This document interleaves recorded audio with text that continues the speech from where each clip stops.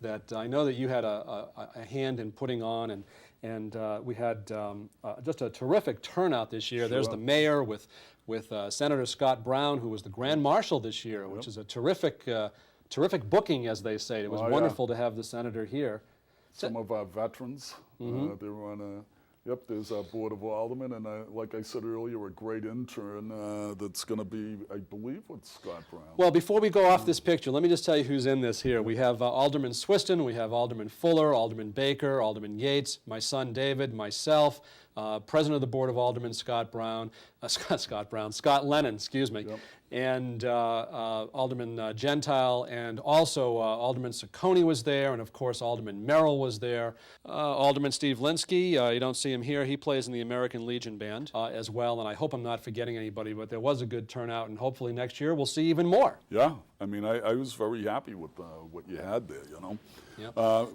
By the way, this is the... that was the Newton Police Color That was the and Newton Police Honor Guard, right? They are terrific. Well drilled team, and they are great representatives for the police department in the city of Newton. And then over the following weekend, after the parade, now the parade is the weekend before Memorial Day. Just before we run out of time, real quick, what was the purpose of having it the week before Memorial Day? Well, you know what, I got to tell you, Charlie, for almost 19 years I was the veterans officer with the town of Natick, and we always had the parade on Memorial Day itself. City of Newton, and actually the parade committee comprised of members of the Newton Veterans Council, decided we weren't having such a great turnout. They thought, let's try it a week before, see if we can enhance the turnout. And from what I understand, it has helped to some degree with that, you know, and of course having Senator Brown this year may have also attracted them. I think it's you that brought the crowd out, you know. That'll be the day. Well, thank you thank you so much. So, the folks that participated, though, I mean, we had some Boy Scout, scouting, and well, all sorts of people. Again, that's another one of the reasons they did it. They wanted to make sure that they'd be able to get more children, school kids, youth programs, that type of thing involved. Whereas the following weekend, Memorial Day weekend, a lot of people leave, go away, and you don't get as many kids participating. The population in Newton does sort of evaporate on Memorial Day weekend itself. Right. But I have to say that I was very impressed with the ceremony that you were the leader of at the Newton Cemetery. Oh, well, thank you. And it was a very moving service ceremony.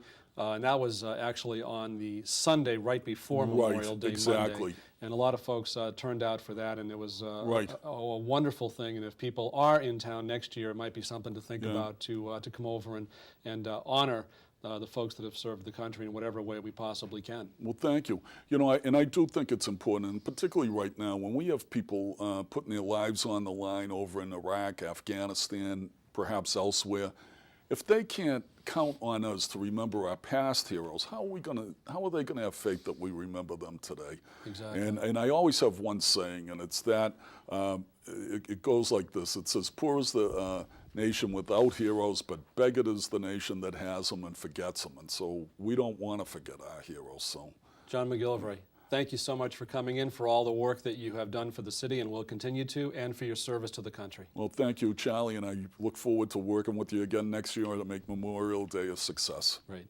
Thanks. Back in a moment. Hi, I'm Mark. Please join us right here for Drawing with Mark, featuring my special friends, the Angels from the Attic. Please check your local cable listings, and we'll see you soon.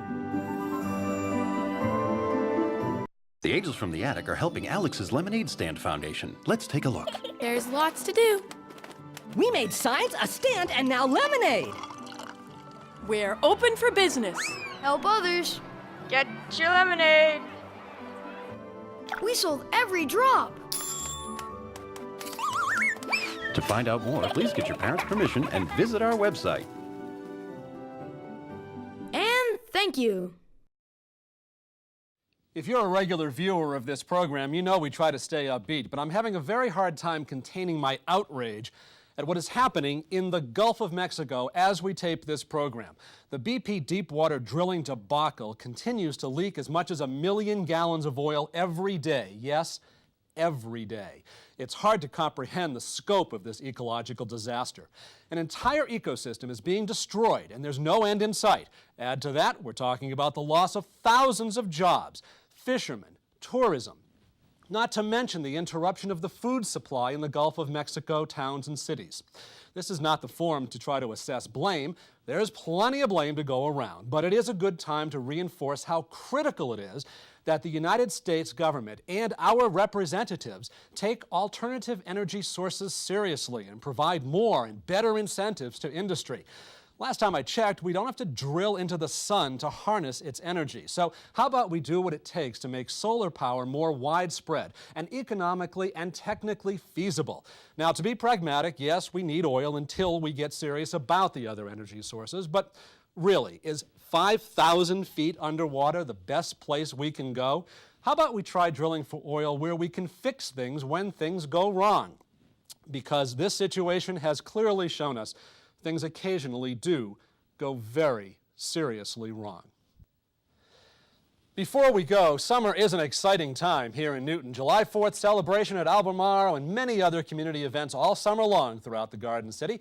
NewtonCivicPride.org has complete info, or you can pick up a schedule at City Hall, the library, or right here at the New TV studios. Finally, big congratulations to the St. Mary of Carmen Society on their 75th anniversary celebration. That's coming up next month. Festivities July 14th through 18th in Nonantum with rides, games, music, lots of food, the big procession, and lots more. Thanks for watching, everybody. This program will be repeated throughout the month right here on New TV. It's also online in its entirety 24/7 at newtonnewsmakers.org. I'm Charlie Shapiro. Thanks for watching. See you next month for another edition of Newton Newsmakers.